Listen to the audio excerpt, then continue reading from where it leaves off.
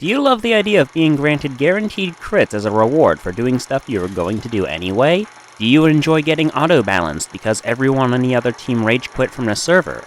Do you not care how much others hate you in this game so long as you get frags for that montage video no one will watch? If you said yes to any of the following, I have the guide for you.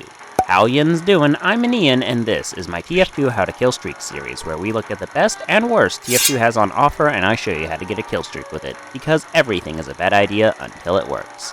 Today, as you probably surmised from reading the title of this video, we'll be covering one of Spy's most hated weapons, the Diamondback. So without further ado, let's get into it. The Diamondback is a revolver for the Spy, and was added in 2011 in genuine quality for those who pre-ordered Deus Ex Human Revolution alongside the Short Circuit, Widowmaker, and Machina. For those who don't know, genuine quality items are exactly the same as the normal unique weapons you get from random drops, except they have green text in your inventory instead of the normal yellow. For some reason, players are willing to trade for far higher prices to get these versions of the weapons, despite the fact that the only difference between them and the ones you can acquire from random drops is a cosmetic tweak that can only be seen inside trade menus and whilst you're browsing your own backpack. You can sell this quality on the Steam marketplace though, unlike unique weapons, so maybe that's why there's so much more value. However, if you like seeing your username in the description underneath the weapon, you can craft this weapon using a reclaimed metal, a frontier justice, and a dead ringer. As for what this weapon does, at the cost of a 15% damage penalty and the inability to get random crits, you gain guaranteed critical hits every time you get a backstab on someone or destroy a building with your sapper. You know, the things you are going to do anyway. And that's kind of why this weapon is so hated in the TF2 community, because it gets you guaranteed crits for doing stuff you are already planning to do. I mean, at least with the other weapons that grant you guaranteed critical hits, you have to make some kind of sacrifice. However, with this gun, things are a bit different, since you can effectively just get all the crits you could possibly want as long as you can find a clueless gibbous to backstab over and over again, or an engineer who keeps placing buildings in easy to sap and destroy locations. All for the low cost of a damage penalty that you probably wouldn't notice unless you did a side-by-side comparison.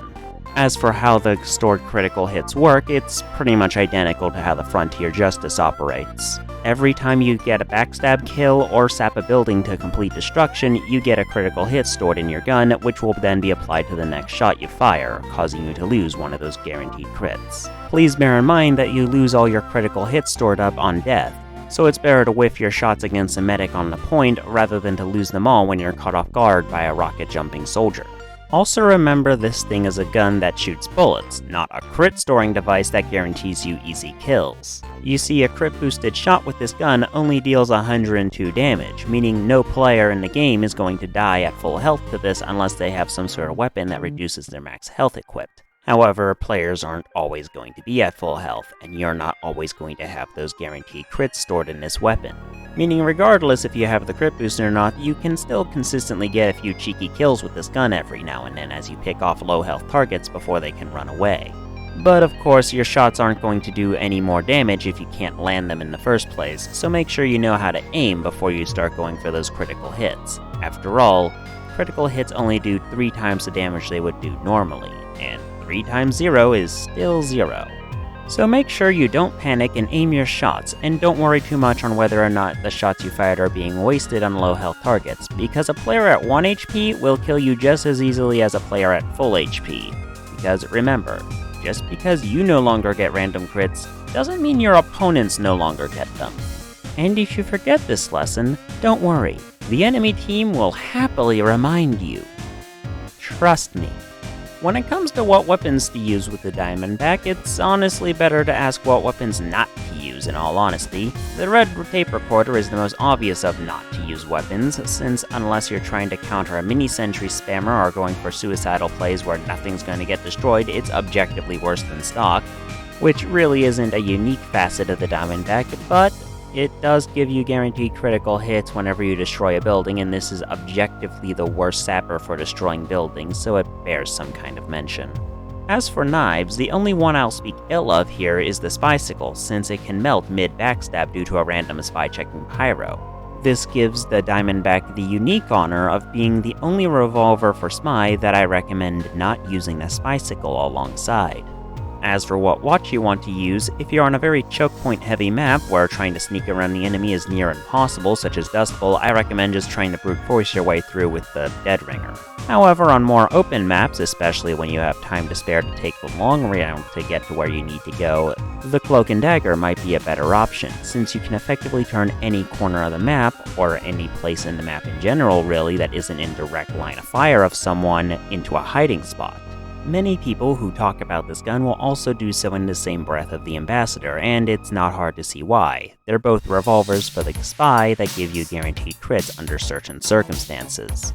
A lot of people have actually complained that Valve nerfed the Ambassador but not the Diamondback, and these people I think fundamentally fail to understand why the Ambassador was nerfed in the first place. The issue, from Valve's perspective at least, is not that Spy can kill you instantly with his gun.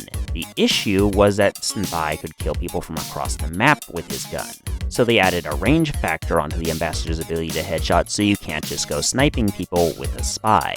From Valve's perspective, the issue was less good Spy players are able to completely shut down a server to the point where half the enemy team rage quits, and was more along the lines of, hey, hackers are able to use the Dead Ringer while also being able to headshot people from across the map. This needs to be fixed. The second reason the Diamondback never got nerfed while the Ambassador did was, before the Ambassador got nerfed, nobody used the Diamondback in favor of the Ambassador. This is because if you can consistently land headshots with the Ambassador, frankly, the Ambassador is still a straight upgrade from Diamondback. I mean, yes, nowadays you have to be within a certain distance of opponents in order to headshot them with the Ambassador, but honestly, if you're trying to kill people as Spy consistently from outside of that radius, you probably shouldn't be playing Spy. Instead, you should be playing one of the other classes in this game. All in all, I give the Diamondback an auto-balance speedrun challenge out of 10. If you're good at landing trick stabs and switching between your weapons on the fly, this thing is basically just a straight upgrade from the stock revolver in all honesty. Because while the Ambassador requires some level of skill and forward thinking to actually work correctly, this thing just rewards you for doing stuff you're going to try to do anyway, and then gives you guaranteed crits if you succeed. That's all for now, though. Like the video if you did, subscribe if you don't want to miss the next one, comment what weapons you want to see me cover in the future, and be sure to check out some of my other videos here on this channel to help boost me in the algorithm. I deeply appreciate it. And in the meantime, I've been an Ian, you have been you, and this has been my TF2 How to Killstreak guide to the Diamondback. And stay tuned, in the next episode, we'll be covering how to killstreak with shoes.